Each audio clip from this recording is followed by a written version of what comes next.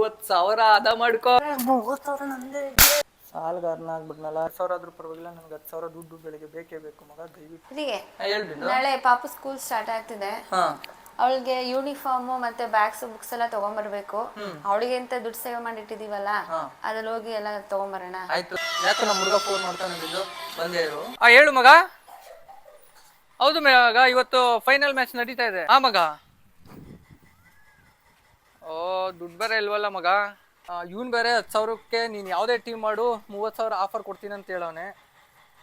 ನನ್ನ ಹೆಂಡತಿ 10,000 ಮಡಗಿದ್ದೀನಿ ಮಗಳು ಫೀಸ್ಗೆ ಅಂತ ಹೇಳವಳೆ. 10,000 ಹಾಕ್ಬಿಟ್ಟು 30,000 ಬರ್ತದೆ. ಡಬಲ್ ಮಾಡ್ಬಿಡ್ವಾ. ಹೆಂಗಿದ್ರು ಇವತ್ತು ಸಂಜೆನೆ ಫೈನಲ್ ಮ್ಯಾಚ್ ನಡೀತಾ ಇರೋದು. ಯಾವುದು ಓಕೆ ಅಂತಾರೆ ಅದ್ರ ಮೇಲೆ ಇವತ್ತು ಆಡೇ ಬಿಡವಾ.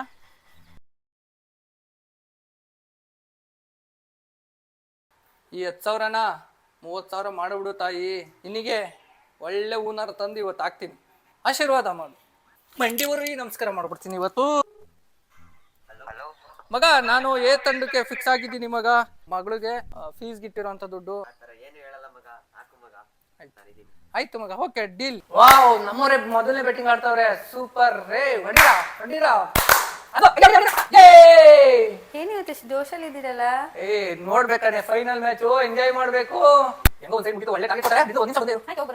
ಮಗ, ಫಸ್ಟ್ ಬ್ಯಾಟಿಂಗ್ ಆಯ್ತು, ಒಳ್ಳೆ ಸ್ಕೋರ್ ಮಾಡವ್ರೆ ಮಗ. 30,000 ಅದ ಮಾಡ್ಕೋ. 3 ವಿಕೆಟ್ ಕಿತ್ತಿದ್ದಾರೆ. 30,000 ನಂದೇ. ಅವರಿಗೆ 4 ಬೇಕು ಪಕ್ಕ, ಅವ್ರಿಗೆ ವಿನ್ ಆಗೋದು ರೀ. ಅಯ್ಯೋ ಹೋಯ್ತಲ್ಲಪ್ಪ.